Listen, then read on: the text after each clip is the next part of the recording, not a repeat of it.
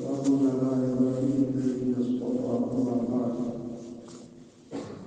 أعوذ بالله من الشيطان الرجيم بسم الله الرحمن الرحيم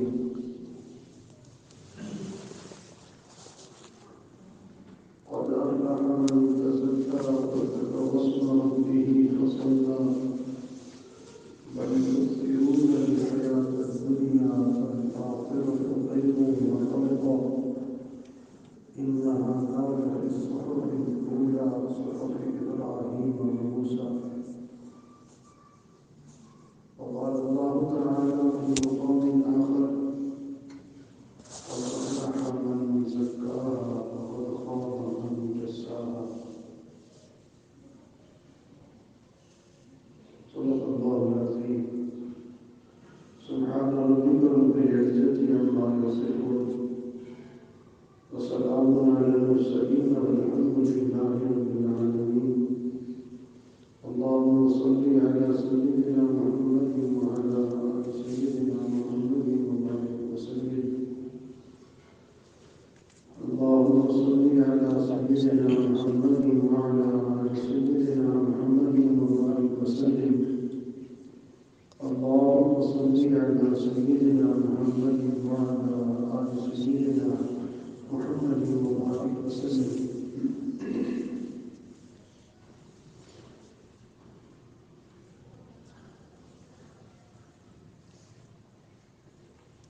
اللہ رب العزت نے انسان کو اپنی تخلیق کا شاہکار بنایا ہے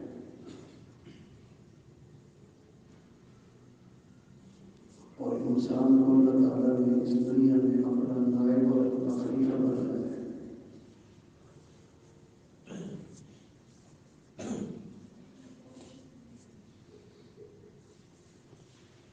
بے شمار مخلوقات اللہ نے پیدا فرمائی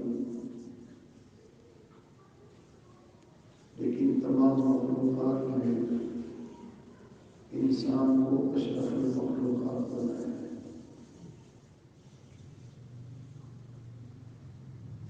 یہ جہان مخلوق کے لیے اربان بنایا اور حضرت انسان کے لیے اللہ رب العزت نے اسکن بنایا ہے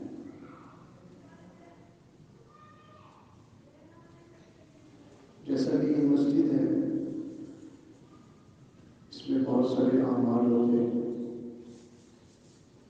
تعلیم بھی ہوتی ہے تقریر بھی ہوتی ہے ذکر بھی ہوتا ہے تلاوت بھی ہوتی ہے مشورے بھی ہوتے ہیں بہت سارے امور ہیں بہت سارے نیک اعمال ہیں لیکن یہ مسجد ان کاموں کے لیے نہیں بنائی اصل یہ نماز کے لیے بنائی ہے اور ضمن اور تمام باقی اعمال بھی ہوتے ہیں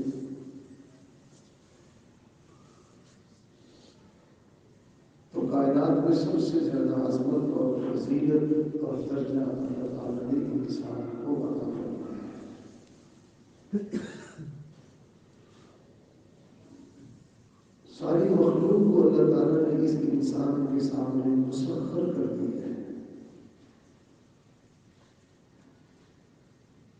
جہاں میں جو کچھ بھی ہے انسان اس کو اپنے ضرورت میں اپنے استعمال میں لا سکتا ہے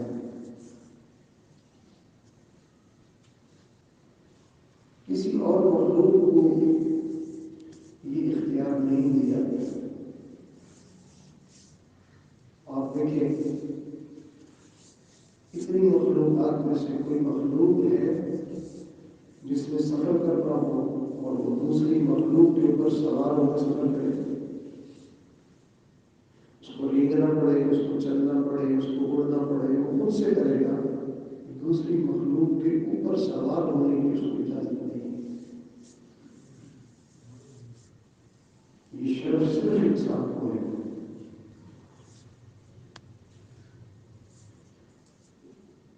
والخيل والبغال والحمير لتركبوها وزينة والخيل والبغال والحمير لتركبوها وزينة ويخلق مما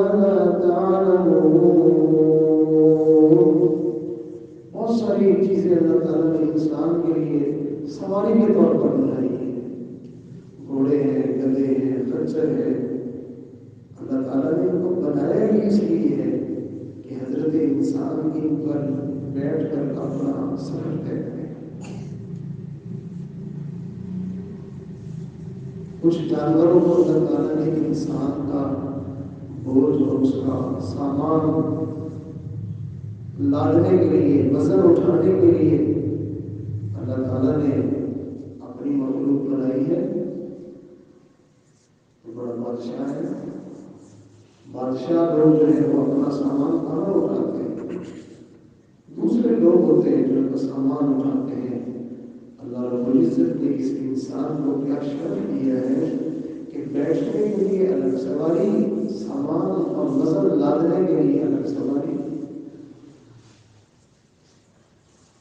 اور پھر مزید دیکھیں کہ اللہ تعالیٰ نے انسان کو ان جانوروں کے استعمال کا بھی اختیار دیا۔ اس سے تم دودھ لے لو، اس کا تم گوشت لے لو، اور اس سے تم جو ہے وہ اس کی بالوں سے تم اپنا لباس بنا لو، اس سے تم اپنے اس کی کھال سے تم اپنے برتن بنا لو، اور ان جانوروں کی ہڈیوں کو تم اپنے دیگر ضروریات میں تم استعمال کر لو۔ اللہ رب العزت نے انسان کو مخدوم بنایا ہے، باقی ساری مخلوق کو اللہ نے خادم بنایا ہے۔ ہوائیں اس کی خدمت کر رہی ہیں، بادل اس کی خدمت کر رہے ہیں، چاند سورج ستارے اس کی خدمت کر رہے ہیں، زمین سے اگنے والے غلہ جات اس کے استعمال میں آ رہے ہیں، یعنی زمین بھی اس کی خدمت میں لگی ہوئی ہے۔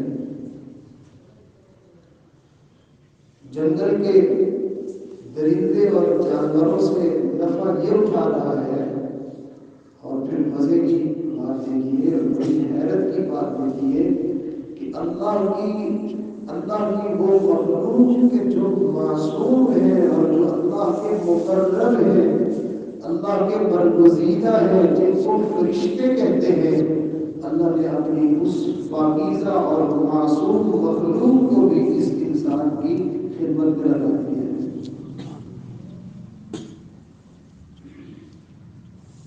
کسی کو سیکورٹی گارڈ بنا دیا ہے، وہ انسان کی حفاظت ہوتی ہے۔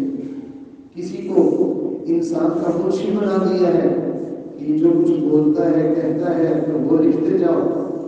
کسی کو اس کے رزق کے پہنچانے کی خدمت لگا دی ہے، کسی کو جو ہے وہ اس کے لیے موسموں کو بدلنے اور بدلنے کی ڈیوٹیاں ان کے ذمہ لگا دی ہیں۔ تو یہ فرشتے جو ہیں یہ بھی انسان کی خدمت پر مامور ہے۔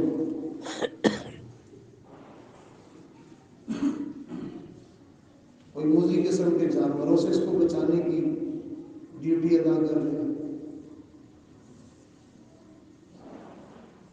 کوئی بچوں کی حفاظت کے لیے ہے، کوئی آنکھوں کی حفاظت کے لیے ہے، کوئی منہ کی حفاظت کے لیے ہے۔ اللہ تعالیٰ نے انسان کو ایک عجیب عظمت عطا کی۔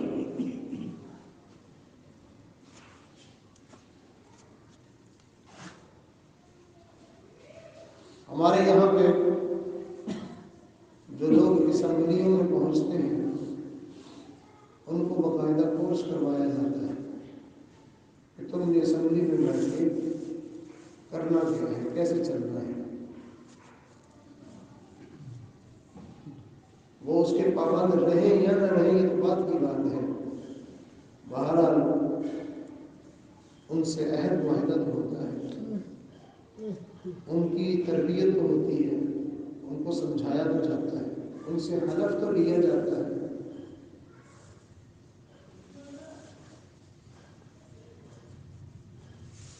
پھر اس کے بعد ان کو اختیارات دیے جاتے ہیں۔ بالکل اسی طرح یہ کائنات ایک حکومت ہے، اور یہ حضرت انسان اس کائنات کے اندر ایک منصب اور ایک عہدہ جو ہے وہ اللہ نے اس میں ہر انسان کو عطا فرمایا ہے۔ لیکن اللہ تعالیٰ نے یہ اس کائنات کی حکومت اور اس کے اختیارات دینے سے پہلے اللہ تعالیٰ عہد معاہدہ کرتے ہیں۔ اس عہد کا نام ہے، اس عہد معاہدے کا نام ہے لا الہ الا اللہ محمد رسول اللہ. یہ تسلیم ہے تمہیں تو تمہیں ہم سب کچھ دیں گے، نہیں تو پھر تم ہمارے نہیں ہم تمہارے نہیں، تم ہمارے دشمن ہو. ہم تمہیں عام مخلوق کی طرح تمہیں روزی تو دیں گے لیکن ہم تمہیں اختیارات نہیں دیں گے، عزتیں نہیں دیں گے. کسی مومن مسلمان کو جس نے عہد معاہدہ کر لیا اس کے بارے میں کہ تم نے اس کو اگر چھری بھی دکھائی تو اس پر بھی تمہیں سزا ملے گی، اس پر بھی گناہ ہوگا کہ کسی مومن مسلمان کو تم نے کوئی ہتھیار سیدھا دیا، اس کو مذاق میں ڈرانے میں ایسے ہی اس کو دکھایا، اس پر گناہ ہوگا. اور جنہوں نے عہد معاہدہ قبول نہیں کیا ان کے بارے میں کہا کہ ان کی تو گردنیں اڑا دیں مار دو.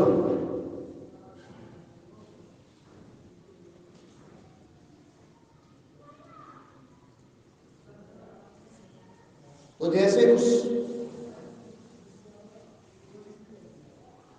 عہدوں پر آنے والے لوگوں کو کچھ تعلیم دی جاتی ہے، تربیت دی جاتی ہے کہ ان اصولوں کا خیال رکھتے ہوئے تم نے اس منصب کو چلانا ہے اور اس ترتیب کو تم نے آگے بڑھانا ہے.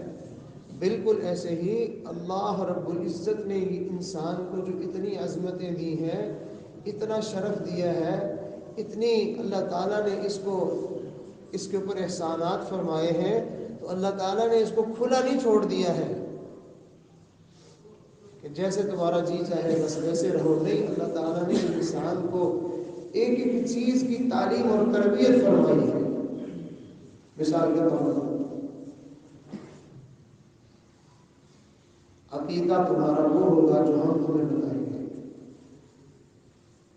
تمہارے نظریات اور تمہارے عقائد تمہاری مرضی کے نہیں ہوں گے، عقائد ہم تمہیں بتائیں گے کہ تم نے رب کے بارے میں عقیدہ کیا رکھنا ہے، تم نے ندیوں کے بارے میں عقیدہ کیا رکھنا ہے، تم نے فرشتوں کے بارے میں کیا رکھنا ہے، تم نے جنات کے بارے میں عقیدہ کیا رکھنا ہے، تم نے زندہ لوگوں کے بارے میں کیا عقیدہ رکھنا ہے، تم نے مرنے والوں کے بارے میں کیا عقیدہ رکھنا ہے، اس زندگی کے بارے میں تمہارا نظریہ کیا ہے، مرنے کے بعد قبر کے بارے میں تمہارا نظریہ کیا ہے، آگے قبر کے بعد پھر حشر میں جمع ہونے میں تمہارا نظریہ کیا ہے، جنت اور جہنم کے بارے میں تمہارا نظریہ کیا ہے. یہ ساری چیزیں تمہارے نظریات اور عقائد وہ ہوں گے جو ہم تمہیں بتائیں گے.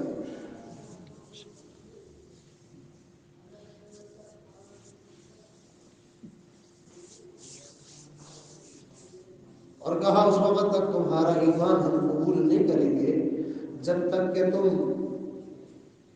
ان باتوں کو دل سے یقین نہیں کر لو گے اور زبان سے اس کا اقرار نہیں کر لو گے. اس وقت تک ہم تمہارا یہ عہد معاہدہ یہ قبول نہیں کریں گے، تمہارا کلمہ اس وقت تک ہم قبول نہیں کریں گے جب تک کہ تم ان چیزوں کو بھی نہیں مانتے ہو. اللہ وہ کون سی ہے؟ فرمایا تم مانو گے اس بات کو. آمنت باللہ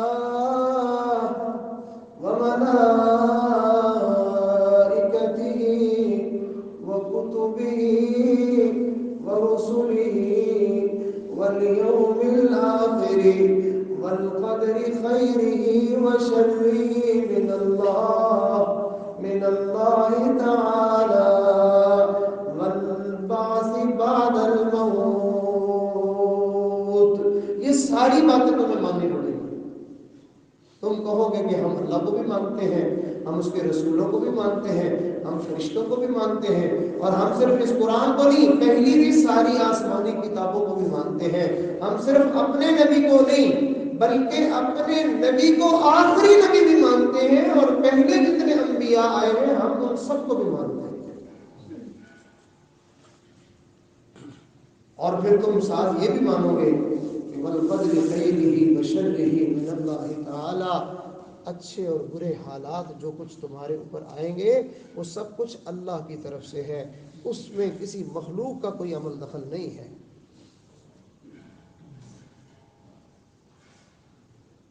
ہمیں صحت کون دیتا ہے؟ اللہ. بیماری کون دیتا ہے؟ اللہ. اولاد کون دیتا ہے؟ اللہ. خوشی کون دیتا ہے؟ اللہ. عزت کون دیتا ہے؟ اللہ. رزق کون دیتا ہے؟ اللہ. سب کچھ ہمیں اللہ دیتا ہے. یہ تمہارا ایمان اور یقین بنانا ہوگا تمہیں. یہ پتر مجھے وہاں سے مل گیا ہے اور یہ چیز تو مجھے اس نے دے دی ہے اور یہ چیز تو مجھے فلاں سے ملی. سب کچھ اللہ دیتا ہے.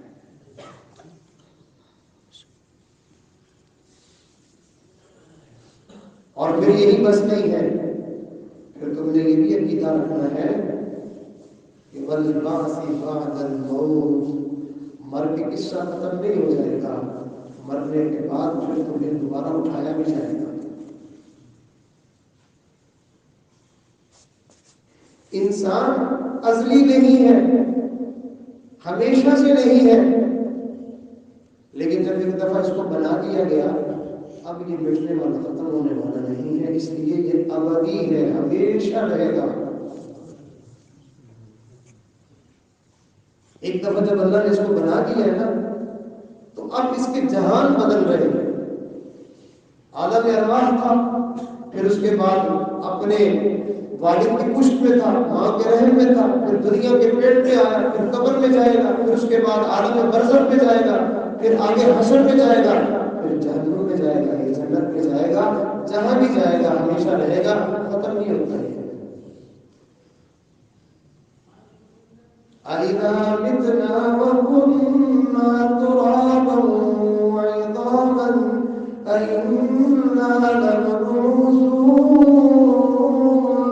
أَوْ آبَاؤُنَا الْأَوَّلُونَ قُلْ إِنَّ الْأَوَّلِينَ وَالْآخِرِينَ لَمَجْمُوعُونَ إِلَى مِيقَاتِ يَوْمٍ معلوم. جمع کرے کہ سب کو بچا کرے. یہ مرنے کے بعد مٹی ہو گئے, ہڈیاں مسیدہ ہو گئے, مٹی میں مل کے کس طرح نہیں, یہ نہیں ختم نہیں ہوتا. پھر آگے کہا آمنت باللہ کما هو باسمائه وصفاته وقبلت جميع احکامه اقرار باللسان وتصدیق بالقلب. اللہ کو میں مانتا ہوں جیسے کہ اس کی شان ہے, جیسے کہ اس کی صفات ہے, جیسا وہ ہے میں ویسے مانتا ہوں. وہ کیسا ہے میں نہیں پتا کیسا ہے. اللہ کا چہرہ ہے, ماننا پڑے گا اللہ کا چہرہ ہے. یہ کیسا ہے پتہ نہیں, اس نے اپنے چہرے کے بارے میں بتایا نہیں ہے کہ میرا چہرہ ایسا ہے. اللہ کا ہاتھ ہے, ہاں اللہ کا ہاتھ ہے. اللہ کا ہاتھ کیسا ہے پتہ نہیں کیسا ہے. اس نے اپنے ہاتھ کے بارے میں کہا ہے کہ میرا ہاتھ ہے. نبی علیہ السلام بیعت رضوان میں جب صحابہ سے بیعت لے رہے تھے, اللہ تعالیٰ نے ارشاد فرمایا یہ ہاتھ میرا ہاتھ ہے. نبی علیہ السلام نے اپنے مبارک ہاتھ سے اٹھا کے مٹی پھینکی کافروں میں. اللہ نے ارشاد فرمایا یہ جو مٹی آپ نے پھینکی ہے نا, یہ آپ نے نہیں پھینکی, یہ ہم نے پھینکی. تو اللہ رب العزت کیسے ہیں پتہ نہیں کیسے, وہ جیسے بھی ہیں, وہ جس طرح اپنی صفات بیان کرتے ہیں وہ ویسے ہی ہیں. ہم اس کے بارے میں سوچ بھی نہیں سکتے.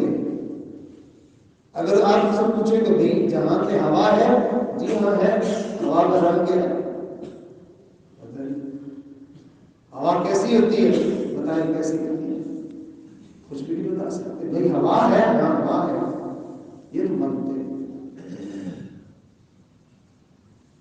بہرحال میں یہ بات عرض کر رہا تھا کہ اللہ تعالیٰ نے بندے سے عہد معاہدہ کیا ہے, دیکھو تمہارے نظریات وہ ہوں گے جو ہم تمہیں بتائیں گے, اور اللہ نے ہمارے نظریات کو اپنے قرآن میں بیان کیا اور نبی کی زبان سے ان نظریات کی, قرآن کی ان باتوں کی تشریح کروائی جس کو حدیث رسول کہتے ہیں.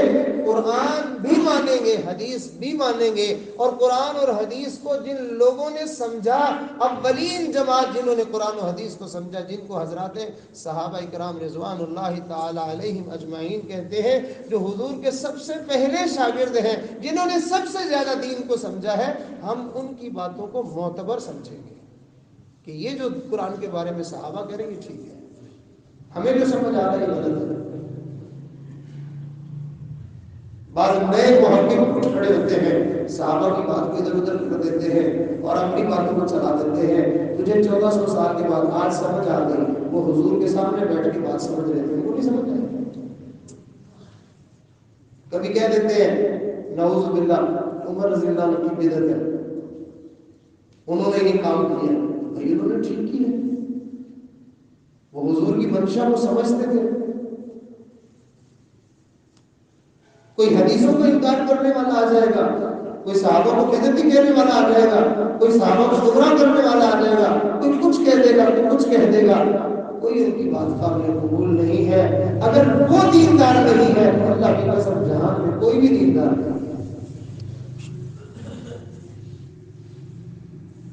کیونکہ ان سے تو ہمیں قرآن ملا ہے، ان سے تو نبی کا فرمان ملا ہے، ان سے تو سارا کچھ ملا ہے۔ جب وہی نہیں ہے تو میرے پیچھے بچا گیا ہے۔ تو دراصل دشمن کی ایک چال ہے مسلمانوں سے ان کا دین اور ان کا ایمان اور ان کے عقائد اور ان کی نظریات سب کچھ چھیننے کے لیے ایک خوبصورت پردے میں یہ صحابہ سے صحابہ سے صحابہ سے، جب کوئی ٹھیک نہیں ہے تو پھر تمہارے پاس جو کچھ آیا وہ کہاں سے ٹھیک ہے؟ تو تمہارے عقیدے ہم تمہیں بتائیں گے، اور مسلمانوں کا دین جو ہے قیامت تک محفوظ رہے گا۔ تو معلوم ہو عقیدے بھی محفوظ رہیں گے، وہ صحیح عقیدہ بھی ہوگا، اور وہ صحیح عقیدہ کیا ہے؟ وہ اہل سنت والجماعت علماء اکابرین دیوبند کو اللہ رب العزت نے جو نعمت عطا فرمائی ہے، جو سر کے بالوں سے لے کے پاؤں کے ناخنوں تک جو ہے وہ پورے کے پورے سنتوں میں ڈھلے ہوئے اور صحابہ کی مبارک زندگی کو لے کر چلنے والے لوگ ہیں، یہ ہے اہل حق۔ حکمتوں اور مصلحتوں اور لوگوں کی طبیعتوں کی وجہ سے یہ دین کو بدلنے والے نہیں ہیں، اور یہ وقت کا تقاضا ہے اور فلاں ہے، اور اگر ہم ایسا نہیں کریں گے پھر یہ ہو جائے گا۔ یہ تقاضے اور یہ حکمتیں اور یہ مصلحتیں اگر یہ لوگ دیکھتے تو آج ہمارے پاس دین کی اصل شکل نہ ہوتی، اس لیے کہ حوادث تو بڑے آئے، حالات تو بڑے آئے، تغیرات تو بڑے آئے، تقاضے تو بڑے بنتے رہے۔ ان حضرات نے تقاضوں کو نہیں دیکھا، اللہ کے دین کو دیکھا ہے۔ زمانے کا تقاضا اپنا ہوتا ہے، اللہ کے دین کا تقاضا اپنا ہوتا ہے۔ زمانے کو بدلا جاتا ہے، دین کو بدلا نہیں جاتا۔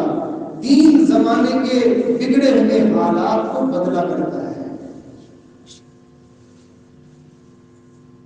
آج کتنے لوگ ہیں دین کی کوئی بات سامنے آ جائے، وہی وقت نہیں رہا، وقت کو بھی تو دیکھنا چاہیے بھائی، یہ دین قیامت تک کے لیے آیا ہے، تم کون سے اس وقت کی بات کر رہے ہو؟ اور اگر آج وقت نہیں ہے تو جب یہ دین نازل ہوا تھا کیا اس وقت دین پر عمل کرنا اس وقت تقاضا تھا، اس وقت موقع تھا؟ سارا جہان دشمن تھا،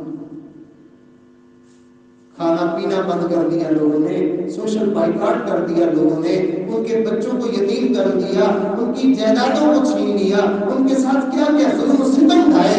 ارے اس وقت عمل کرنے کا موقع تھا کیا؟ یہ خام خواہ کی باتیں ہیں۔ تو عقائد کو جو قرآن اور حدیث سے ملے ہیں، اور پھر فرمایا صرف یہی نہیں کہ عقیدہ تمہارا ہوگا اور باقی سارا کچھ عقیدہ جو ہے وہ ہم تمہیں بتائیں گے اور باقی تم ساری اپنی مرضی کرنا، نہ تمہارے اعمال وہ ہوں گے جو ہم تمہیں دیں گے،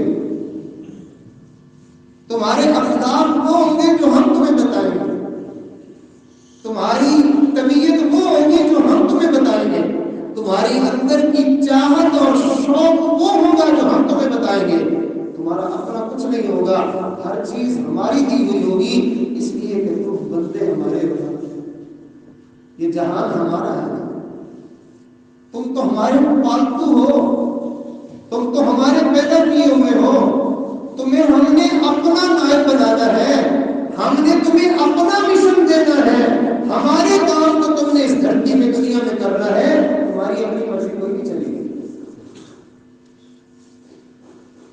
جس پہ شبہ پڑ جائے نا کہ یہ اپنی مرضی کرے گا، اس کو نائب کوئی بھی نہیں بناتا، اس کو پتہ ہی گڑبڑ کرے گا۔ نائب اس کو بنایا جاتا ہے کہ جو پورا کا پورا جو ہے وہ ایک ایک چیز میں اس کی رعایت رکھنے والا ہو، اس کے حکم کا پابند ہو۔ اللہ رب العزت نے انسان کو اپنا نائب بنایا ہے، اپنا خلیفہ بنایا ہے کہ اس بندے کے اندر عقیدے بھی اللہ کے پسند والے، اعمال بھی اللہ کے پسند والے، اخلاق بھی اللہ کے پسند والے، عادتیں بھی اللہ کی پسند والی، حتیٰ کہ اس کا بولنا بھی اللہ کا پسند والا، اس کا دیکھنا بھی اللہ کی پسند والا، اس کا سننا بھی اللہ کی پسند والا، اس کا کھانا بھی اللہ کی پسند والا، اس کا سونا بھی اللہ کی پسند والا، اس کا جاگنا بھی اللہ کی پسند والا، اس کی شادی بیاہ خوشی غمی یہ سب کچھ اللہ کی پسند والا ہوگا۔ اپنی پسند سے کوئی زندگی نہیں گزار سکتا، اور اگر کوئی گزارے گا تو اس کا معاہدہ ٹوٹ گیا ہے۔ اس نے جو اللہ سے معاہدہ کیا تھا کہ میں تیرا بن کر زندگی گزاروں گا، معاہدہ اس نے توڑ دیا۔ جب معاہدہ کوئی توڑ دے تو پھر جو ہے وہ سارے جو اس کے ساتھ وعدے کیے ہوئے ہوتے ہیں وہ سارے ختم ہو جاتے ہیں۔ اور آج کا مسلمان عجیب ہے، اللہ تعالیٰ کے وعدے پڑھتا ہے، کہتا ہے اللہ تعالیٰ نے وعدہ کیا ہے کہ میں یہ کروں گا وہ کروں گا، پھر اللہ کرتے تو نہیں ہے۔ یعنی الزام اللہ کے اوپر لگا رہا ہے کہ نعوذ باللہ ثم نعوذ باللہ اللہ جھوٹے ہیں۔ اب زبان سے تو نہیں کہتا کہ اللہ جھوٹے ہیں، لیکن اندر میں بات یہ کہتا ہے اللہ تعالیٰ نے وعدہ کیا ہے کہ میں مسلمانوں کی مدد کروں گا، لیکن پتہ نہیں کب مدد کرے گا۔ اللہ تعالیٰ کہتے ہیں میں دعا قبول کروں گا، ہماری تو قبول کرتا کوئی نہیں۔ اللہ کہتے ہیں میں مدد کروں گا، ہماری تو مدد نہیں۔ تو بھائی وعدہ خلافی نہیں ہو رہی ہے، ہم نے معاہدے کو توڑ دیا ہے، ہم اس معاہدے میں رہے نہیں ہیں۔ وہ وعدے معاہدے والوں کے ساتھ تھے، جب ہم اس معاہدے کو ہی توڑ بیٹھے ہیں، ہم نے اللہ کے حکموں کو پامال کر دیا، ہمارے نظریات بدل گئے، ہمارے اعمال بدل گئے، ہمارے اخلاق بدل گئے، ہماری سوچ بدل گئی، ہمارے جذبات بدل گئے۔ جب سب کچھ ہمارا بدل گیا تو وہ اللہ کے وعدے کہاں سے پورے ہو گئے؟ وہ تو کسی اور لوگوں کے لیے تھے۔ تو قرآن مجید کی آیات میں نے آپ کے سامنے پڑھی ہے، ذرا اس کو سنیے دوبارہ سے۔ ارشاد فرمایا والشمس وضحاها والقمر اذا تلاها والنهار اذا جلاها والليل اذا يغشاها والسماء وما بناها والارض وما طحاها ونفس وما سواها فألهمها فجورها وتقواها قد أفلح من زكاها وقد خاب من دساها۔ اللہ تعالیٰ نے دن کی قسم کھائی، رات کی قسم کھائی، اللہ نے زمین کی قسم کھائی، آسمان کی قسم کھائی، چاند سورج کی قسم کھائی، انسان کی جان کی قسم کھائی۔ بھائی ان کے ہونے میں کوئی شک ہے؟ یہ ہے نا ساری باتیں، یہ ساری چیزیں موجود ہیں نا۔ تو جیسے یہ بالکل بدیع چیزیں تمہارے سامنے ہیں، اللہ تعالیٰ ان چیزوں کی قسمیں کھا کے فرماتے ہیں قد افلح من زکاها وقد خاب من دساها۔ بالکل ایسے ہی یہ بدیہی بات ہے کہ جو آدمی ہمارے دیے ہوئے دین کے مطابق اپنے آپ کو بنائے گا، اپنے اخلاق کو، اپنے عقائد کو، اپنے نظریات کو، ساری چیزوں کو ہمارے دین کے مطابق بنائے گا، جیسے یہ چیزیں بدیہی ہیں، ایسے ہی میں پروردگار 7 قسمیں کھا کے کہتا ہوں اس بندے کا کامیاب ہو جانا پکا اور یقینی ہے۔ اور پھر یہی بس نہیں کی، آگے بھی بات کی، فرمایا جیسے اس کا کامیاب ہو جانا یقینی ہے، ایسے ہی انہی 7 قسموں کے ساتھ میں پروردگار تمہیں یہ بتاتا ہوں کہ جس نے اپنے آپ کو میرے دین کے مطابق نہیں بنایا اس کا برباد ہو جانا یقینی ہے۔ اب ہمارا مسئلہ کیا ہے؟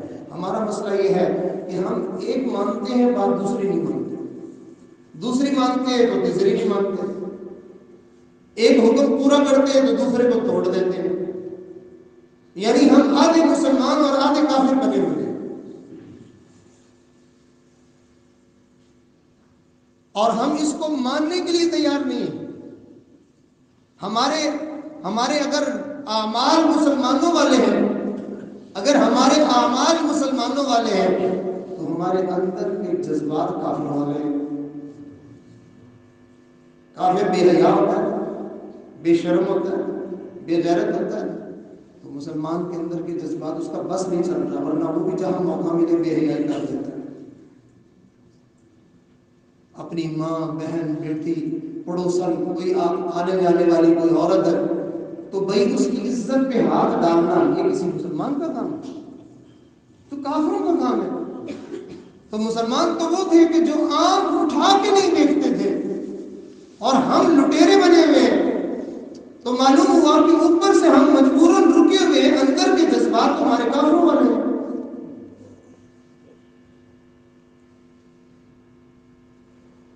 اور اگر ہم اپنے اخلاق کی طرف آ جائیں تو اخلاق میں ہم آدھے مسلمان ہیں آدھے کافر ہیں۔ جھوٹ بولنا مسلمان کا کام ہے۔ نبی علیہ الصلوۃ والسلام سے ایک صحابی پوچھتے ہیں، اللہ کے نبی، مسلمان مومن جھوٹ بول سکتا ہے؟ ممکن ہے کہ وہ بندہ مومن بھی ہو، ایمان والا بھی ہو اور جھوٹ بھی بولے؟ آپ نے 3 مرتبہ ارشاد فرمایا، ہرگز ایسا نہیں، ہرگز ایسا نہیں، ہرگز ایسا نہیں، مومن ہو کر جھوٹ بولے یہ نہیں ہو سکتا۔ اور ایک حدیث میں ہے آپ نے ارشاد فرمایا، ایمان اور جھوٹ دو ایک چیزیں ایک جگہ پہ جمع نہیں ہوتی ہیں، یا تو وہ مومن ہوگا تو پھر وہ سچا ہوگا، اور اگر وہ جھوٹا ہے تو پھر اس کے اندر ایمان نہیں ہے۔ ہم نے دونوں چیزیں اکٹھی کی ہوئی ہیں، ہم مومن بھی ہیں جھوٹے بھی ہیں۔ بیوی کے ساتھ بات کرتے ہوئے اپنے معاملات کو چھپانے کے لیے وہاں جھوٹ بول دیں گے، بچوں کے ساتھ جھوٹ بولیں گے، ماں باپ کے ساتھ جھوٹ بولیں گے، دوستوں کے ساتھ جھوٹ بولیں گے، ہم اپنے ادارے والوں کے ساتھ جھوٹ بولیں گے، کاروبار میں لین دین وہاں جھوٹ بولیں گے، جگہ جگہ ہم جھوٹ بولتے ہیں۔ ہم ایک جگہ پر تھے، وہاں ہم ایک بندہ آیا ہوا ہے، رحیم خان کا علاقہ ہے، تو اس کو کسی کا فون آیا، بات کر رہا ہے اور ہمارے سامنے کھڑا ہوا ہے، فون پہ اس کو کہہ رہا ہے میں تو اس وقت بہاولپور میں ہوں۔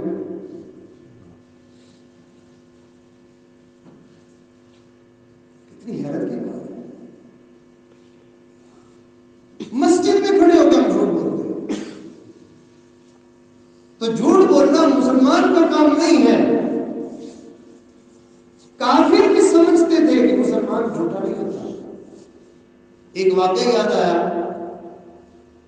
کہ ایک دفعہ کچھ لوگ جو ہے وہ شکار کرنے کے لیے جنگل تو نکلے، تو ایک بندے نے جو ہے وہ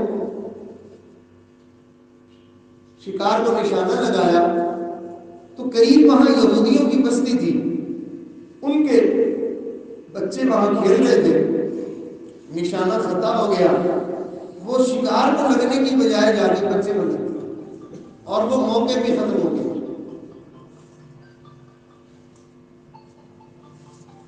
اب یہ مسلمان مار کے بھاگنے والا نہیں تھا، یہ گیا اور ان کو جا کے کہا کہ بھائی یہ غلطی مجھ سے ہوئی ہے، آپ جلدی جا کے پہلے بچے کو سنبھالنا، پھر لوگوں کے پاس گئے، آپ نے جا کے معافی کا مطلب نہیں، ہم معاف نہیں کریں گے، ہم تو جو ہے وہ قتل کے بدلے قتل کریں گے۔ قاضی کے پاس جب مقدمہ گیا تو قاضی نے کہا کہ یا تو یہ لوگ معاف کرتے ہیں، نہیں تو پھر آپ کو پھانسی پہ لٹکائیں گے۔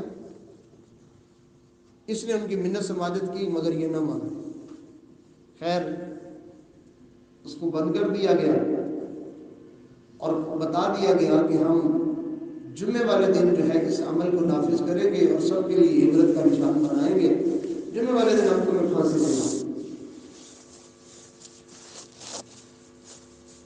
اب جو اس جیل کا گارڈ تھا، سپرینٹینڈنٹ تھا، وہ بھی یہودی تھا.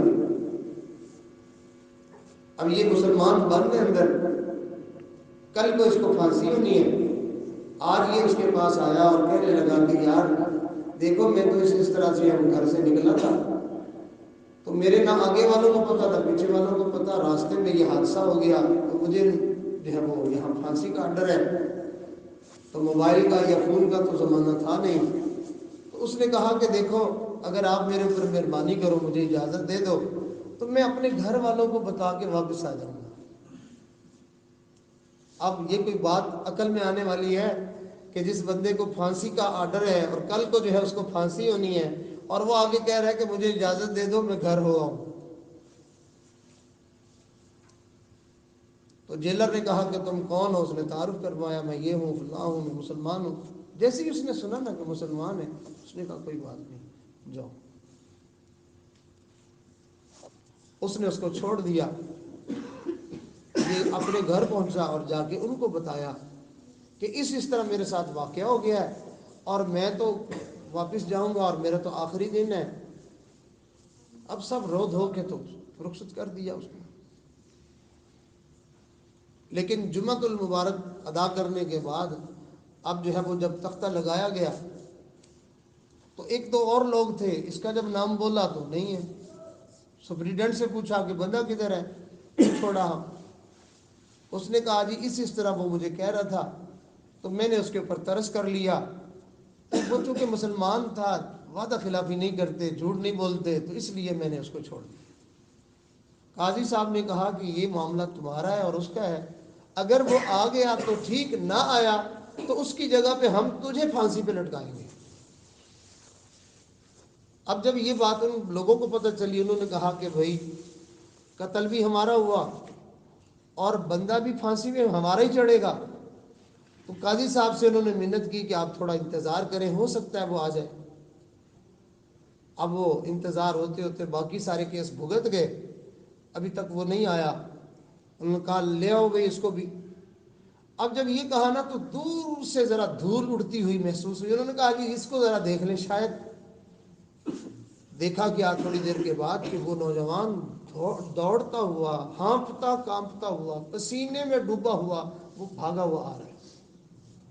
اور اس نے آ کے پہلے تو اس جیلر سے معافی مانگی، کہا کہ راستے میں دریا پڑتا تھا، کوئی کشتی نہیں مجھے مل رہی تھی، کشتی کے انتظار میں مجھے دیر ہو گئی، بہرحال میری وجہ سے جو آپ کو جو ہے وہ پریشان ہونا پڑا آپ کو، تو میں اس کے لیے آپ سے معافی مانگتا ہوں اور پھر میں حاضر ہوں، میرے ساتھ جو معاملہ ہے.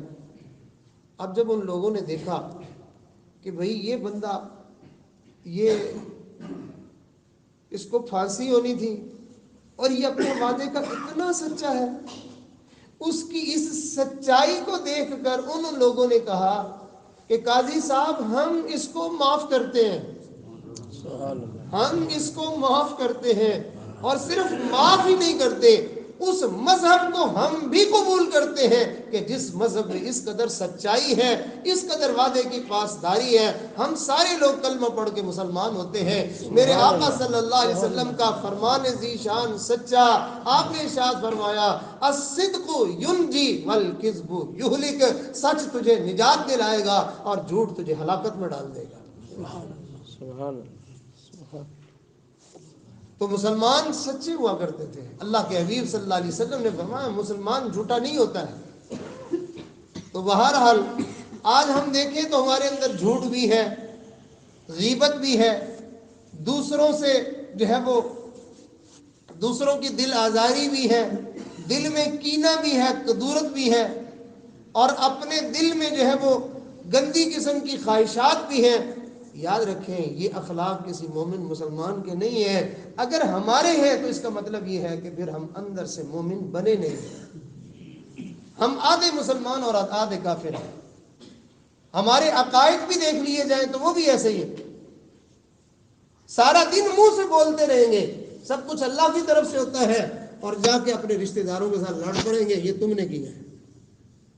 تو بھائی ہوتا اللہ کی طرف سے ہے، ان کے گلے کیوں پڑ رہے ہو؟ وہ کوئی نفع نقصان کا مالک تو اللہ ہے. اگر تمہیں یہ محسوس ہو رہا ہے کہ ان کی طرف سے ایسا معاملہ ہوا ہے تو ان کو بھی تو ان کے اس عمل کے اندر اصل میں فاعل حقیقی تو اللہ ہی ہے۔ ایک بزرگ تھے، وہ ہمیشہ یہ کہا کرتے تھے جو کچھ ہوتا ہے اللہ کی طرف سے ہوتا ہے، جو کچھ ہوتا ہے اللہ کی طرف سے ہوتا ہے، یہ فرمایا کرتے تھے۔ اور ساتھ کہا کرتے تھے جو کچھ ہوتا ہے اللہ کی طرف سے ہوتا ہے، اور اللہ کی طرف سے جو ہوتا ہے وہ بہتر ہوتا ہے۔ ایک مرتبہ ایک شخص آیا اور آ کے اس نے بتایا کہ حضرت میرا بیٹا فوت ہو گیا۔ تو اب چونکہ ان کا تقیہ کلام تھا، ان کے منہ سے نکلا جو کچھ ہوتا ہے اللہ کی طرف سے ہوتا ہے، اور جو کچھ اللہ کی طرف سے ہوتا ہے بہتر ہوتا ہے۔ اس کو بڑا غصہ آیا کہ دیکھو بزرگ بنے بیٹھے ہیں، میرا بیٹا فوت ہو گیا اور یہ دیکھو کیسی بات کر رہے ہیں۔ دل میں اس کے برائی آ گئی، اس نے کہا کہ میں ان کو ذرا مزہ چکھاؤں گا، میں دیکھوں گا کہ کیسے جو ہے یہ بات کرتے ہیں۔ چنانچہ ایک دفعہ وہ اکیلے تشریف لے جا رہے تھے کہیں میں، اس شخص نے دیکھا کہ کوئی بھی نہیں ہے ساتھ، اس نے مٹی کا بڑا سارا ڈھیلا اٹھایا اور اٹھا کے زور سے ان کو دے مارا۔ اب حضرت کو جب لگا تو مڑ کے دیکھا کہ یہ کہاں سے آیا ہے، تو وہ کہنے لگا کمبخت میری طرف کیا دیکھتا ہے، جو ہوتا ہے اللہ کی طرف سے ہوتا ہے، اور جو اللہ کی طرف سے ہوتا ہے بہتر ہوتا ہے۔ تو حضرت نے ارشاد فرمایا تم سچ کہتے ہو، جو کچھ ہوتا ہے اللہ کی طرف سے ہوتا ہے، اور جو اللہ کی طرف سے ہوتا ہے بہتر ہوتا ہے، لیکن میں تو صرف یہ دیکھ رہا ہوں کہ منہ کالا کس کا ہوا ہے، یعنی یہ بدی کس کے نصیب میں آئی ہے۔ ہوا تو اللہ کی طرف سے، ہر تکلیف اللہ کی طرف سے ہی آتی ہے، لیکن اس تکلیف کا جو سبب بنا ہے، یہ لعنت جو پڑی ہے، منہ جو کالا ہوا ہے، یہ کون ہے؟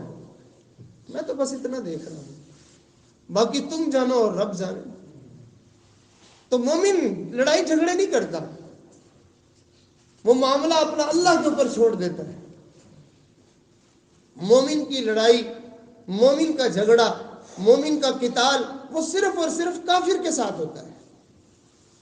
اس کا لڑنا جھگڑنا صرف اللہ کے لیے ہوتا ہے، اور کافر کے ساتھ بھی وہ اپنے نفس کی وجہ سے نہیں لڑتا ہے۔ حضرت علی رضی اللہ عنہ کا واقعہ مشہور ہے کہ حضرت کی جو ہے وہ ایک کافر کے ساتھ مقابلہ ہو گیا اور کافی دیر ہاتھا پائی رہی، بالآخر جو ہے وہ حضرت نے اس کو پچھاڑ لیا، اس کے سینے پر چڑھ بیٹھے، بڑی مشقت لگی، تکلیف ہوئی اس کو نیچے گرانے میں۔ اب جب حضرت اس کے سینے پہ چڑھ کے بیٹھ گئے تو اس کافر کو ایک عجیب حرکت سوجھی، اس نے کہا کہ پتہ نہیں یہ مجھے ترسا ترسا کے ماریں گے، کیسے کریں گے، تو کیوں نہ میں کوئی ایسی حرکت کروں کہ ان کو غصہ آئے اور یہ مجھے جلدی سے مجھے مار دے، مجھے ترسا ترسا کے نہ مارے۔ تو وہ نیچے لیٹا ہوا تھا اور کچھ بس نہ چلا، اس نے حضرت کے چہرے پہ تھوک دیا۔ اب جیسے ہی اس نے تھوکا، اس نے تو تھوکا تھا غصہ دلانے کے لیے، اور حضرت نے اس کو چھوڑا اور سائڈ پہ کھڑے ہو گئے۔ وہ بڑا حیران ہو کے دیکھنے لگا کہ جی آپ نے اتنی مشکل سے مجھے نیچے گرایا، میں نے تو آپ کو غصہ دلانے کے لیے آپ کے چہرے پہ تھوکا اور آپ نے مجھے چھوڑ کی دیا۔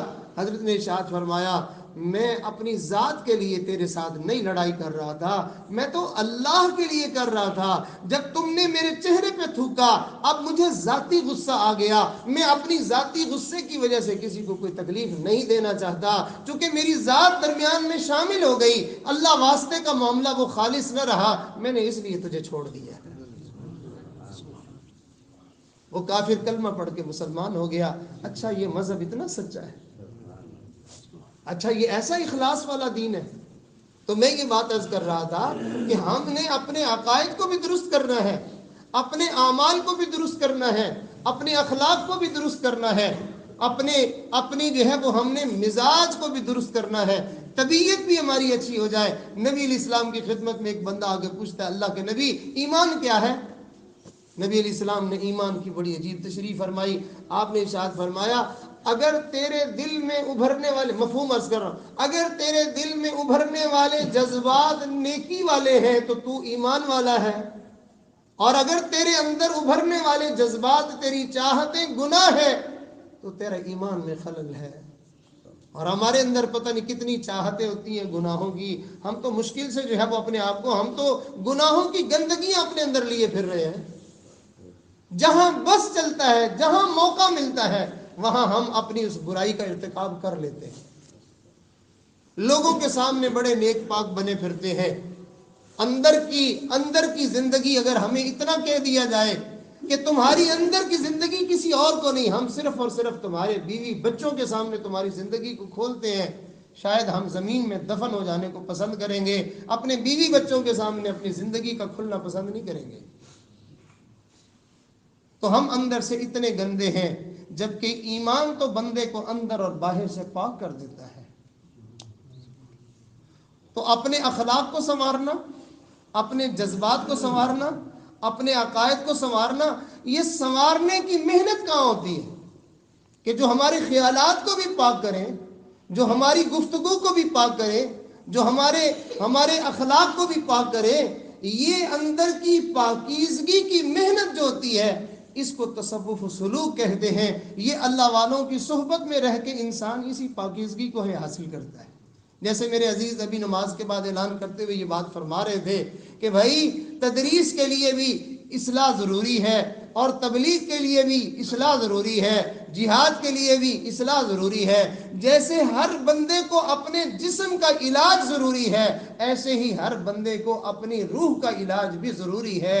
اگر مجاہد ہے اور اس میں ریاکاری ہے، اللہ کی قسم وہ جہنم میں جائے گا، باوجود اس کے کہ اس نے شہادت پائی ہے۔ آپ نے حدیث سنی، قیامت میں سب سے پہلے 3 لوگوں کو جہنم میں ڈالا جائے گا۔ وہ کون سے؟ وہ زانی ہوں گے، وہ چور ہوں گے، وہ شرابی ہوں گے، وہ سود خور ہوں گے؟ نہ وہ کوئی بھی نہیں ہوگا۔ وہ 3 لوگ کون سے ہوں گے؟ عالم ہوگا، سخی ہوگا، شہید ہوگا۔ کیوں؟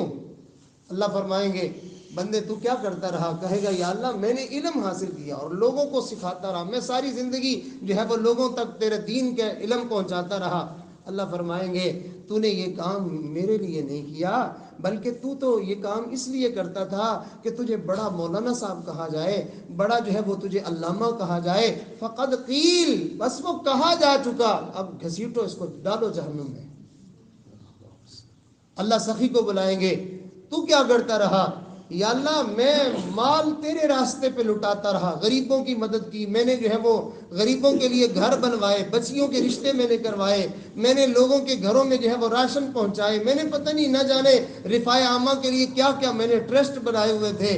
اللہ فرمائیں گے تو نے یہ میرے لیے نہیں کیا، بلکہ تو یہ سب کچھ اس لیے کرتا تھا، ویڈیو کیمرے اور تصویریں اور پھر فیس بک پہ لگتی ہے نا، یہ فلانے کو دی جا رہی ہے، فلانے کو دی جا رہی ہے، بھئی یہ بنا کے کیا کرو گے، یہ نیٹ پہ چڑھا کے کیا کرو گے؟ معلوم ہوتا ہے نا کہ لوگوں کے لیے کر رہا ہے۔ تو فرمایا کہ تم نے تو لوگوں کو دکھانے کے لیے کہ میں لوگوں میں بڑا سخی مشہور ہو جاؤں، بس ہو گیا۔ لوگ بڑے کہتے تھے بڑا سخی ہے، بڑی غریبوں کی مدد کرتا ہے، وہ تو کہا جا چکا، اب میرے پاس تیرے لیے کوئی اجر نہیں ہے، اس کو گھسیٹو اور ڈالو جہنم میں۔ پھر اس کے بعد مجاہد کی باری آ جائے گی۔ اللہ فرمائیں گے میرے بندے بتا تو کیا کرتا رہا؟ یا اللہ میں نے سب کچھ لٹایا ہی صحیح، میرے پاس ایک جان کی متاع تھی، وہ بھی میں تیرے نام پہ لٹوا آیا، تیرے دین کی اعلاء کلمت اللہ کی خاطر میں نے اپنی جان بھی قربان کر دی۔ اللہ فرمائیں گے نہیں، تو نے یہ سب کچھ اس لیے کیا تھا کہ تجھے لوگ بڑا بہادر کہیں، بڑا شجاع کہیں اور بڑا دلیر کہیں، بڑا تیری ناموری اور شہرت ہو، بس وہ ہو گیا۔ میرے لیے تو نے کیا کیا؟ اس کو گھسیٹو اور ڈالو جہنم میں۔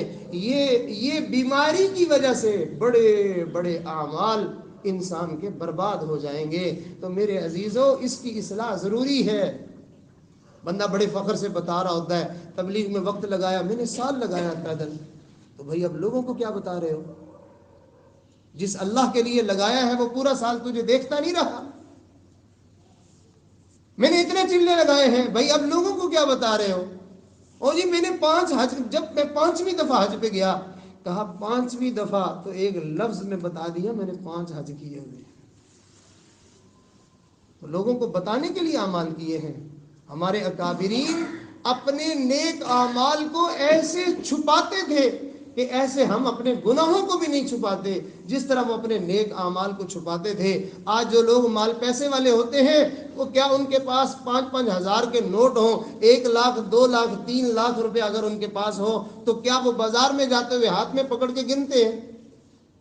وہ ڈر لگتا ہے کوئی جھپٹا مار کے لے جائے گا، کسی کی نظر بھی پڑ گئی تو وہ مجھ سے لوٹ کے لے جائے گا، کاغذوں میں لپیٹتے ہیں، ایسی ایسی چیزوں میں ڈالتے ہیں جس میں وہم و گمان بھی نہ ہو کہ اس کے پاس پیسے ہیں، ایسی ایسی جگہوں پہ اس کو ڈال دیتے ہیں کہ کسی کو کانوں کان خبر ہی نہ ہو، کسی کو پتہ ہی نہ چلے۔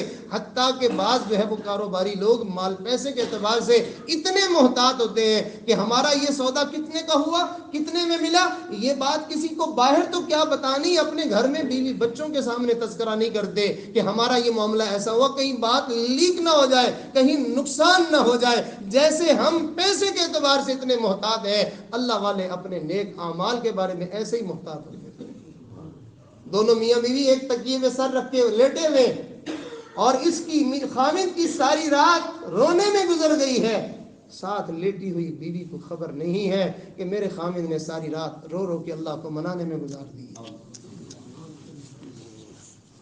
صبح گھر سے نکلتے تھے، گھر والے ان کو ناشتے کا سامان دیتے کہ آپ جا رہے ہیں دکان پہ، وہاں جا کے ناشتہ کر لیں، اور وہ جاتے راستے میں وہ ناشتہ جو ہے وہ کسی اللہ کے بندے کو دے دیتے، دکان پہ جاتے وہاں کچھ نہ کھاتے، لوگ سمجھتے شاید گھر سے ناشتہ کر کے آئے ہیں، گھر والے مطمئن ہوتے کہ ناشتہ دیا ہے دکان پہ جا کے کھائیں گے، روزانہ خالی برتن آتے ہیں۔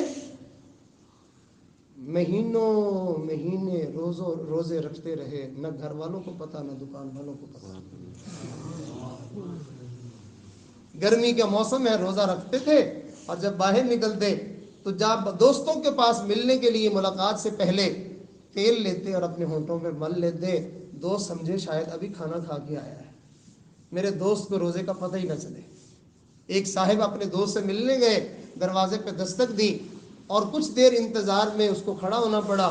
جب وہ آئے باہر تو آ کے اپنے دوست سے معذرت کی، اور اس کو یہ نہیں کہا میں ذرا نماز پڑھ رہا تھا، میں تلاوت کر رہا تھا، میں ذکر کر رہا تھا، ہم آپ کے بڑی جلدی سے یہ بتا دیتے ہیں۔ انہوں نے کہا کہ بھائی میں آپ سے معذرت خواہ ہوں، آپ کو انتظار کرنا پڑا، تھوڑا کسی کام میں پھنسا ہوا تھا، یہ نہیں بتایا میں نماز پڑھ رہا تھا۔ اپنے اعمال کی حفاظت کرے، اللہ کے لیے چھپا چھپا کے عمل کرے۔ کسی کہنے والے نے عجیب جملہ لکھا ہوا تھا، کہا اس عمل کی قیمت کا کیا پوچھتے ہو جس عمل کا گواہ صرف اللہ ہے۔ ہاں، اس عمل کی قیمت کا کیا پوچھتے ہو جس کا گواہ صرف اللہ ہے، کسی کو خبر ہی نہیں ہے۔ امام زین العابدین رحمت اللہ علیہ کے بارے میں آتا ہے کہ حضرت کو جب جو ہے وہ غسل دیا تو غسل دینے والے نے حضرت کے یہ کندھوں پر اور پشت کے اوپر کالے نشان دیکھے، جیسے جو ہے وہ آپ نے دیکھا ہوگا کہ مسلسل جو ہے وہ کوئی چیز اٹھانے کی وجہ سے گٹے سے پڑ جاتے ہیں، جسم سخت ہو جاتا ہے۔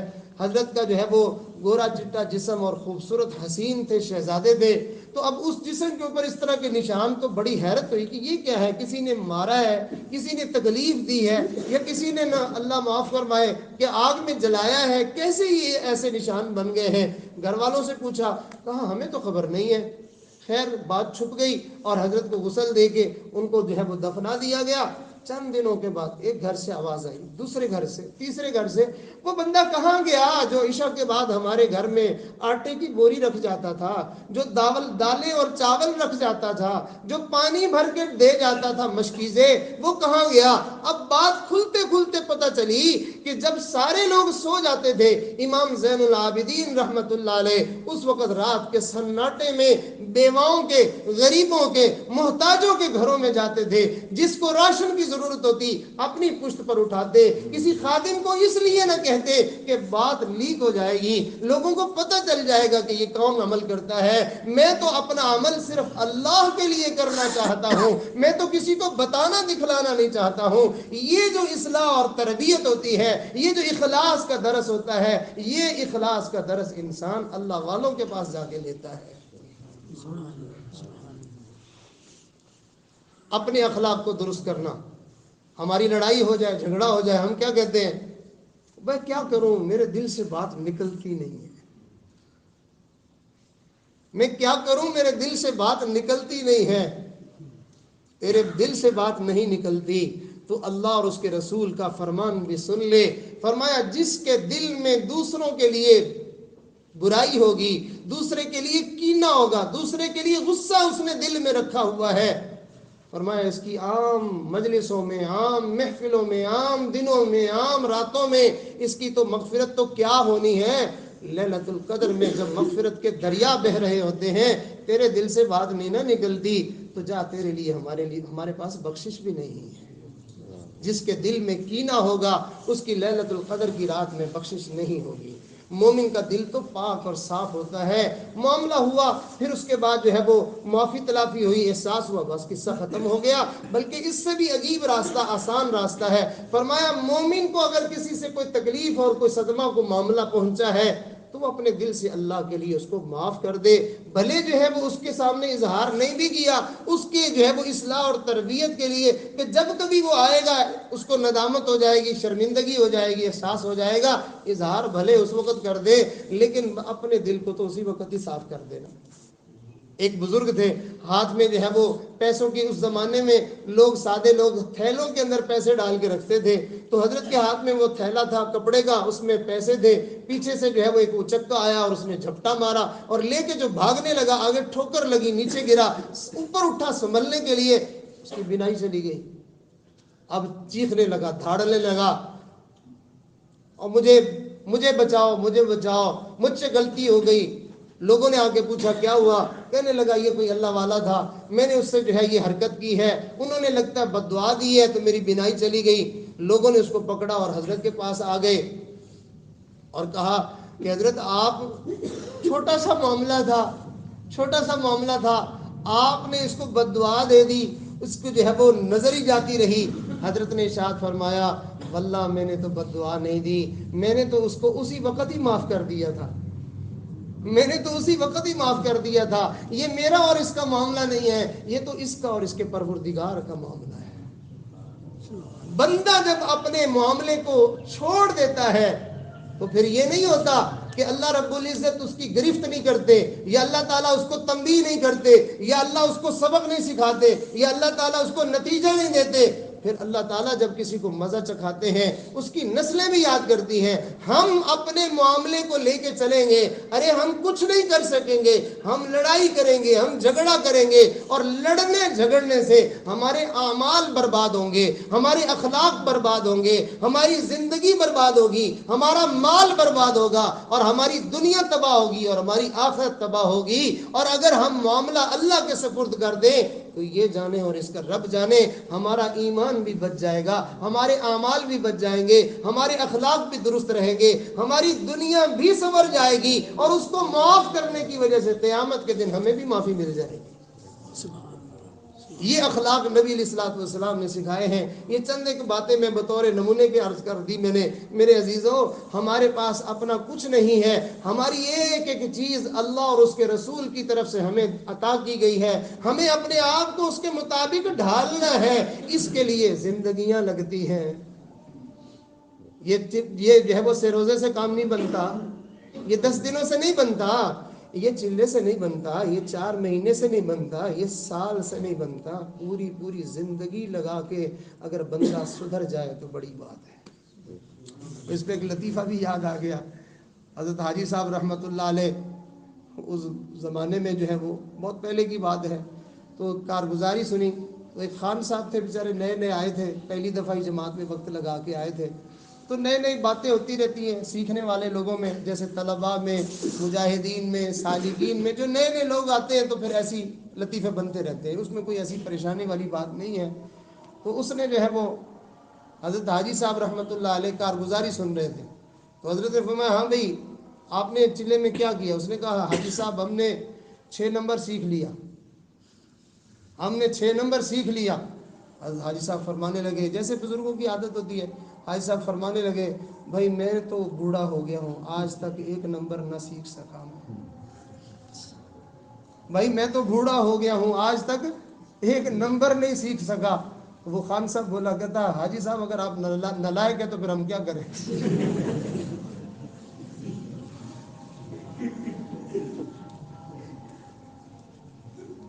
تو بات یہ ہے کہ ہمیں اس حقیقت کا پتہ نہیں ہے، اس دین کو ہم نے معمولی سمجھا ہوا ہے، ہم شاید کہ لفظوں کو کہتے ہیں دین ہے، ارے لفظوں کا نام دین نہیں ہے، یہ دین تو ایک حقیقت ہے۔ یہ بندہ جب تک پورا کا پورا اپنے آپ کو دین کے مطابق ڈھال نہیں دیتا تب تک اللہ کے ہاں اس کی قبولیت نہیں ہوتی. اور پھر بندہ یہ سوچے کہ جی پھر یہ تو کام بڑا مشکل. نہیں نہیں، یہ پھر آسان ہے، اس لیے کہ جو اس حقیقت کو پانے کی طرف چل پڑا ہے بس اللہ اس کو کبھی بھی دھتکارے گا نہیں. بھلے وہ نہیں بنا، بھلے وہ نہیں سنورا، اس نے نیت تو کی تھی، اس نے ارادہ تو کیا تھا کہ میں اپنے آپ کو ویسا بناؤں گا جیسا میرا اللہ چاہتا ہے. اس کے لیے وہ ہاتھ پاؤں مارے، اس کے لیے وہ کوشش کرے اور اس کے لیے سارے اسباب اختیار کرے، اس کے لیے وہ ان راستوں پہ چل کر جائے. جو بندہ صدق دل کے ساتھ اپنے آپ کو اللہ کی پسند کے مطابق بنانا چاہتا ہے، وہ اگر ایک قدم بھی اس نے جو ہے وہ پوری زندگی میں اپنے سفر کا طے کیا ہے، ایک قدم، یہ ایک قدم بھی میں بڑی بات کر رہا ہوں، صرف اس نے جو ہے وہ نیت کی تھی، ارادہ کیا تھا کہ میں اس کے مطابق جو ہے وہ اپنے آپ کو بناؤں گا، اور ادھر سے اس کی زندگی کی مہلت ختم ہو گئی. اللہ کی قسم، اللہ اتنا رحیم و کریم ہے کہ اس کی نیت اور ارادے کی وجہ سے اللہ اس کی ساری زندگی کو قبول فرما کے اس کے لیے وہ فیصلہ کرے گا جو اللہ پوری زندگی کو اس کی پسند کے مطابق گزارنے والوں کے لیے فیصلہ ہوگا، اس نیت کرنے والے کے لیے بھی وہی فیصلہ ہوگا. سبحان اللہ. واہ میرے اللہ، کیا آسانی ہے، کتنی مہربانی ہے. تو سارے دوست بھائی دل میں نیت کریں، ارادہ کریں کہ ہم انشاءاللہ اپنے عقائد بھی اللہ اور اس کے رسول کی مرضی کے مطابق بنائیں گے انشاءاللہ، اور اپنے اعمال بھی بنائیں گے انشاءاللہ، اور اپنے اخلاق کو بھی بنائیں گے انشاءاللہ، اپنے دل کے جذبات کو بھی ویسا بنائیں گے، اپنے دل کی کیفیات کو بھی ویسا بنائیں گے جیسے اللہ اور اس کے رسول چاہتے ہیں. ہم اپنا ظاہر بھی ویسا بنائیں گے اور ہم اپنا باطن بھی ویسا بنائیں گے. ہم اپنا دن بھی ویسا گزاریں گے اور ہم اپنی راتیں بھی ویسی گزاریں گے. ہم لوگوں میں بھی ویسے رہیں گے اور ہم تنہائیوں میں بھی ویسے رہیں گے. اوپر سے لا الہ اور اندر سے کالی بلا، اوپر سے جو ہے نیک نمازی بنے ہوئے اور اندر سے ڈنڈیاں مارنے سے بندہ باز نہ آئے. لوگوں کے سامنے نیک ہے اور اللہ کے سامنے بدکار بنا ہوا ہے. آخری بات عرض کر کے بات کو مکمل کرتا ہوں. ایک بزرگ گزرے، وہ فرماتے اللہ تعالیٰ نے میرے دل میں الہام فرمایا، ارشاد فرمایا، اے عطا ابن اسکندری رحمت اللہ علیہ، غالباً ان کا نام تھا، عطا ابن ابی رباح اسکندری رحمت اللہ علیہ. حضرت فرماتے اللہ نے فرمایا، اے عطا لوگوں کو میرا ایک پیغام دے دینا، لوگوں کو ایک میرا پیغام دے دینا کہ جب تم گناہ کرنے لگتے ہو تم سارے دروازے بند کر لیتے ہو. کوئی دیکھ تو نہیں رہا، سارے دروازے تم بند کر لیتے ہو. جس سے مخلوق دیکھتی ہے اور جس دروازے سے میں پروردگار دیکھتا ہوں وہ دروازہ تم بند نہیں کرتے ہو. اپنی طرف دیکھنے والوں میں سب سے کم درجے کا تم مجھے ہی سمجھتے ہو. اپنی طرف دیکھنے والوں میں سب سے کم درجے کا تم مجھے ہی سمجھتے ہو. تو ہم اس دو رنگی زندگی سے ہم اپنے آپ کو نکالیں، ظاہر اور باطن اور باتیں اور عمل اور اندر کی کیفیات کچھ اور. یہ دو نمبری جو ہے وہ لوگوں میں تو چل جائے گی، اللہ کے ہاں نہیں چلتی ہے. یہ بندے کو جو ہے وہ حقیقت میں اپنے آپ کو بدلنے کے لیے اللہ والوں کی صحبت اختیار کرنی پڑتی ہے، اپنی اصلاح اور تربیت کروانی پڑتی ہے. تو اس محنت میں لگنے کے لیے مجاہد کو بھی ضرورت ہے، مبلغ تبلیغ والے کو بھی ضرورت ہے، مدرس کو پڑھنے پڑھانے والے کو بھی ضرورت ہے، کارخانہ دار کو بھی ضرورت ہے، تاجر کو بھی ضرورت ہے، ذمہ داری کو کرنے والے کو بھی ضرورت ہے، ملازم کو بھی ضرورت ہے. جو اللہ کا بندہ ہے اس بندے کو اللہ کا پورا کامل بندہ بننے کے لیے اس محنت میں لگنے کی ضرورت ہے. جب وہ صحیح معنوں میں اللہ کا بندہ بن جائے گا تو وہ تبلیغ میں لگے گا، برکت آئے گی، انقلاب آ جائے گا. وہ جہاد میں لگے گا، اللہ اس کو فتوحات اور کامیابیاں عطا فرما دیں گے. آپ نے جو ہے وہ محمود غزنوی کی وہ بات سنی، حضرت خواجہ ابو الحسن خرقانی رحمت اللہ علیہ جو ہمارے سلسلہ عالیہ نقشبندیہ کے بزرگ تھے، ان کا جبہ لے کر گیا تھا. حضرت نے فرمایا تھا جب تم نے حملہ کرنا ہو تو اس وقت دعا کرنا، یا اللہ اس جبے والے کا تیرے ہاں کوئی درجہ ہے تو مجھے اس جو ہے وہ قلعے کا فاتح بنا دے، تو دعا کر دینا اس کا نام لے کر. اس نے جیسے ہی دعا کی پھر اس کے بعد حملہ کیا، اللہ نے اس کو کامیابی عطا فرما دی. وہ مبارکباد دینے کے لیے، شکریہ ادا کرنے کے لیے اور وہ جبہ واپس کرنے کے لیے حضرت کی خدمت میں واپس آیا. حضرت نے ارشاد فرمایا، سناؤ کیا کہا تھا؟ دعا کیسے مانگی تھی؟ کہا حضرت میں نے دعا مانگی تھی یا اللہ اس جبے والے کا تیرے ہاں کوئی درجہ ہے تو مجھے جو ہے وہ اس کا فاتح بنا دے۔ حضرت نے ارشاد فرمایا سودا بڑا تم نے سستا کیا ہے، اگر تم اللہ سے یہ کہہ دیتے نا کہ اللہ اس جبے والے کی برکت سے مجھے پوری دنیا کا فاتح بنا دے، میرا اللہ تجھے پوری دنیا کا فاتح بنا دے۔ سبحان اللہ۔ معلوم ہوا مومن کا اللہ کے ہاں بڑا درجہ ہوتا ہے، مومن کا اللہ کے ہاں بڑی شان ہوتی ہے۔ مومن اللہ سے بات کہے اور اللہ تعالیٰ اس کی بات کو ٹھکرا دے، ایسا نہیں ہوتا ہے۔ جس بندے نے اپنا تن من دھن اللہ کے نام پر لگانے کی نیت کر لی ہے، اپنی سوچ اور اپنے جذبات اور اپنی کیفیات ہر چیز کو اللہ کی مرضی پر لگانے کا جس نے فیصلہ کر لیا ہے، اللہ اب بھی اس کی نہیں مانے گا، اللہ اب بھی نہیں مانے گا۔ کیوں نہیں مانے گا؟ میرے دادا پیر فرمایا کرتے تھے میری حالت اب یہ ہو گئی ہے کہ مجھے دل میں خیال آتا ہے کسی بات کا اور ادھر سے میں دیکھتا ہوں کہ وہ پورا ہو جاتا ہے۔ تو اللہ رب العزت کا اپنے بندوں کے ساتھ ایسا ہی معاملہ ہوتا ہے۔ اسی بات کی طرف نبی علیہ السلام نے حدیث میں اشارہ کیا ہے کہ اللہ کے بندے وہ جب اللہ کے پر کوئی قسم کھا لیتے ہیں تو اللہ تعالیٰ ان کو اپنی قسم میں جھوٹا نہیں ہونے دیتے ہیں، جو بات منہ سے نکلتی ہے اللہ اس کو ویسا ہی پورا فرما دیتے ہیں۔ اللہ رب العزت مجھے بھی آپ کو بھی اپنے آپ کو بنانے، اپنے آپ کو سنوارنے، اپنے آپ کو سدھارنے کی توفیق عطا فرمائے۔ اس سدھرنے اور سنورنے کے لیے انسان کسی نہ کسی اللہ والے سے اپنا تعلق جوڑتا ہے، اللہ کے اولیاء میں سے کہیں پہ جو ہے وہ اپنا رابطہ بناتا ہے، مگر افسوس کی بات ہے کہ لوگوں نے آج پیری مریدی بھی تعویذ دھاگے کے لیے کر رکھی ہے۔ کیا معنی تعویذ دھاگے کا؟ دوسرے لفظوں میں کہ وہ اللہ والوں سے بھی تعلق اس لیے جوڑتے ہیں تاکہ اللہ ہماری مان جائے۔ ہم اللہ کی نہیں مانتے، اللہ ہماری مان جائے، اور ہم اللہ سے دعا مانگتے ہیں تو وہ دعا بس ہی نام ہے، اور حقیقت یہ ہے کہ ہم اللہ تعالیٰ کو آرڈر کر رہے ہوتے ہیں یہ کر دے، یہ کر دے، یہ کر دے، اگر تو ہو گیا تو پھر میں بزرگ، اور اگر نہ ہوا تو پھر میں ناراض۔ اور عجیب بات ہے پھر بھی شکر اللہ کا نہیں کرتے کہ اللہ نے مجھ مسکین کی بات کو پورا کر دیا۔ عجیب، جو دعا مانگتے ہو قبول ہو جاتی ہے، یعنی میری بزرگی کو مان جائے نا آپ کہ میں کچھ چیز ہوں۔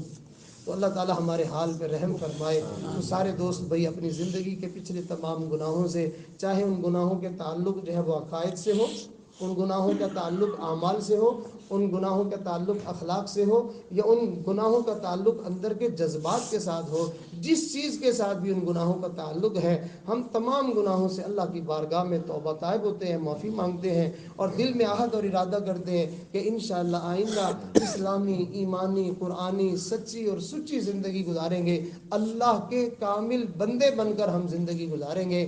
جیسی نیت بندہ کرتا ہے ویسی اس کو مراد مل جاتی ہے۔ سارے دوست خطبہ سنیں اور جو کلمات پڑھائے جائیں سچے دل سے پیچھے پیچھے ان کلمات کو توبہ کی نیت سے پڑھ لیں، اور جو حضرات سلسلے میں وابستہ ہونا چاہیں، حضرت خواجہ پیر ذوالفقار احمد صاحب نقشبندی دامت برکاتہم کے سلسلے میں کوئی ساتھی جڑنا چاہے تو یہ فقیر جو ہے وہ ان کی نمائندگی کرتے ہوئے یہ کلمات پڑھائے گا، تو اللہ تعالیٰ ان کو اس عظیم سلسلے میں شامل ہونے کی سعادت عطا فرما دیں گے، اور وہی اوراد و وظائف یہ آپ کے سامنے وہ امانت بزرگوں کی دی ہوئی پہنچا دے گا، آپ کرنا شروع کر دیں گے، آپ کا اندر باہر سنورنا شروع ہو جائے گا۔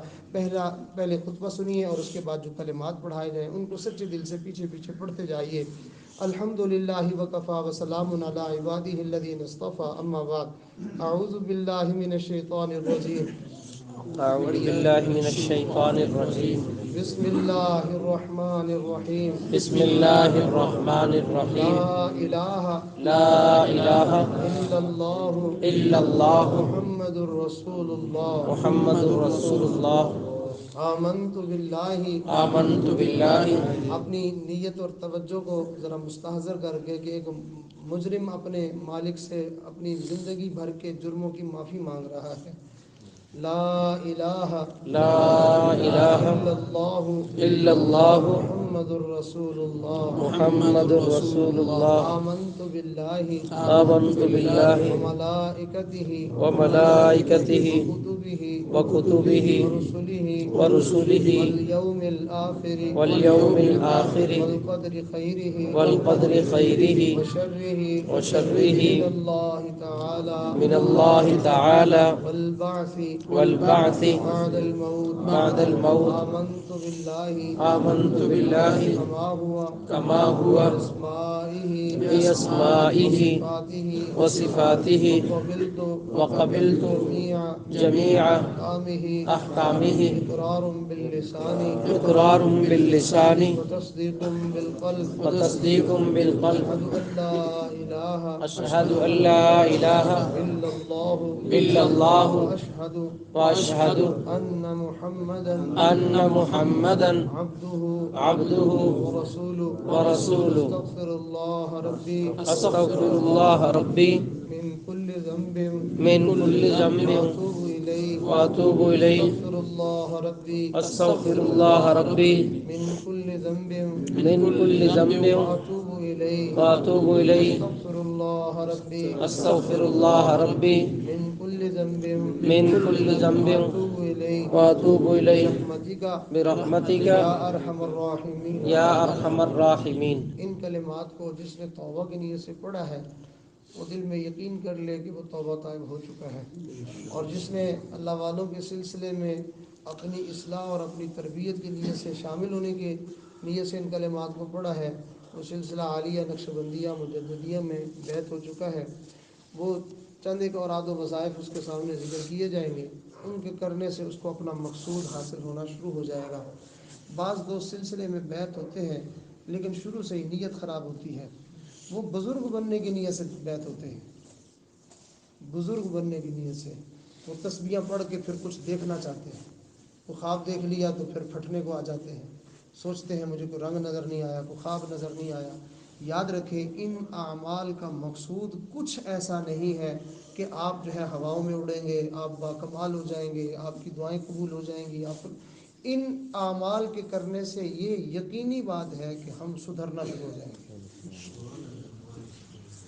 یقینی درجے کی بات ہے کہ آپ ان اعمال کو پابندی کے ساتھ کریں، دن بدن آپ سدھرتے سنورتے چلے جائیں گے، حتیٰ کہ زندگی میں ایک دن ایسا آ جائے گا کہ آپ اللہ کو پسند آ جائیں گے اور اللہ آپ کو اپنی دوستی کا نور عطا فرما دیں گے۔ سبحان اللہ۔ تو یہ محنت ہے اپنے آپ کو سنوارنے اور سدھارنے کی۔ اس وجہ سے حضرت اقدس تھانوی رحمۃ اللہ علیہ یہ جملہ فرمایا کرتے تھے، جو اگر میں یہ بات نہ کرتا تو شاید سمجھنا مشکل ہوتا، اب بات سمجھنا آسان ہے۔ حضرت فرمایا کرتے تھے بھائی اگر بزرگ بننا ہے تو کہیں اور چلے جاؤ، اگر انسان بننا ہے تو پھر میرے پاس آ جاؤ۔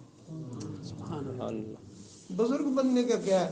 آپ نے دیکھا ہوگا پڑھی کبھی نماز بھی نہیں اور وہ کسی کی کل خانی میں جا بیٹھا اور اتنی لمبی تسبیح پکڑی اور ٹوپی پہن کے سیدھا ہو کے بیٹھ گیا اور یوں ہاتھ آگے بڑھا کے تسبیح گھمائے گا، وہ لوگوں کو دکھا رہا ہے میں بڑا نیک ہوں، بزرگی دکھا رہا ہے اپنی۔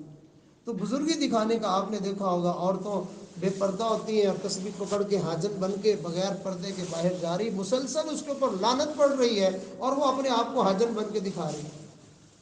تو ایسے بزرگ بننا تو آسان ہے کہ انسان جو ہے وہ شکل نیکوں جیسی بنا لے اور اندر سے وہ انسان منافق اور بے ایمان ہو، کرتوت اس کے ایسے ہو۔ تو اس لیے ان اعمال کا اثر یہ ہے کہ انسان بزرگ نہیں، انسان بننا شروع ہو جاتا ہے۔ اللہ کے ہاں انسانوں کی قدر و قیمت ہے، جو اپنے آپ کو اللہ کا بندہ بنائے گا، اللہ کا بندہ بن جانا یہ سب سے بڑا منصب ہے۔ اشہد اللہ الہ الا اللہ و اشہد ان محمدن، آگے کیا ہے؟ أشهد أن محمدا وہ اس عبده کے بندے۔ تو معلوم ہوا اللہ کا بندہ بننا بہت بڑا درجہ ہے۔ تو ان اعمال کی برکت سے ہمیں بندہ بننا نصیب ہو جائے گا، آہستہ آہستہ ہم اللہ کے بندے بننا شروع ہو جائیں گے۔ تو پہلا عمل ہے، ذرا سن لیجئے، پہلا عمل ہے استغفار۔ ایک تسبیح صبح، ایک تسبیح شام، رو دھو کے اللہ کے سامنے معافی مانگے کہ اے اللہ تیرا مجرم تیرے دربار میں آیا بیٹھا ہے، معافی مانگتا ہے۔ تو 100 مرتبہ استغفار کرے۔ اگر رونا نہ آئے تو کم از کم دل میں ندامت اور شرمندگی کی کیفیت تو ہو کہ میں اپنے رب سے معافی مانگ رہا ہوں، اور 100 دفعہ صبح 100 دفعہ شام۔ اور دوسرا عمل ہے درود شریف، 100 مرتبہ صبح 100 مرتبہ شام جناب رسول اللہ صلی اللہ علیہ وسلم کی بارگاہ میں جو ہے یہ محبت کا اور عقیدت کا یہ ہدیہ جو ہے وہ پیش کرنے کی کوشش کرے۔ ان کے احسانات کو کم از کم مانے تو صحیح، ان کی اتباع کرنا تو دور کی بات ہے، ہم کم از کم ان کے احسانات کے بدلے میں ان کے اوپر درود تو بھیجیں۔ تو جب بندہ درود شریف پڑھنا شروع کر دیتا ہے اس کا تعلق اللہ کے حبیب صلی اللہ علیہ وسلم کے ساتھ دن بدن بڑھنا شروع ہو جاتا ہے۔ بڑھتے ایک وقت آتا ہے کہ ایسا تعلق بن جاتا ہے کہ بندے کو ان کی سنت کو چھوڑنا اس کے لیے مشکل ہو جاتا ہے۔ جس کو نبی علیہ السلام کے ساتھ سچی محبت ہوتی ہے تو اس کی نشانی یہ ہوتی ہے کہ وہ سر کے بالوں سے پاؤں کے ناخنوں تک اللہ کے نبی کی سنتوں سے سجا ہوا ہوتا ہے. تو یہ گویا کہ اس کے دل میں نبی علیہ السلام کی محبت کی نشانی ہے. تو درود شریف پڑھنے سے یہ محبت رسول نصیب ہوتی ہے. تیسرا عمل ہے قرآن کریم کی تلاوت. یہ قرآن اللہ سے دوستی کرنے کا ایک ذریعہ ہے. قرآن پڑھنے سے انسان کو اللہ تعالیٰ کا تعلق نصیب ہوتا ہے جو کسی اور عمل سے نصیب نہیں ہوتا. وہ قرآن پڑھنے سے ہی اللہ کا تعلق ملتا ہے. اگر اللہ نصیب کر دے ترجمہ اور تفسیر پڑھ لے پھر تو کیا ہی بات ہے، مگر نہ فقط اس کی تلاوت کرنے سے ہی انسان کو اللہ کا تعلق ملتا ہے.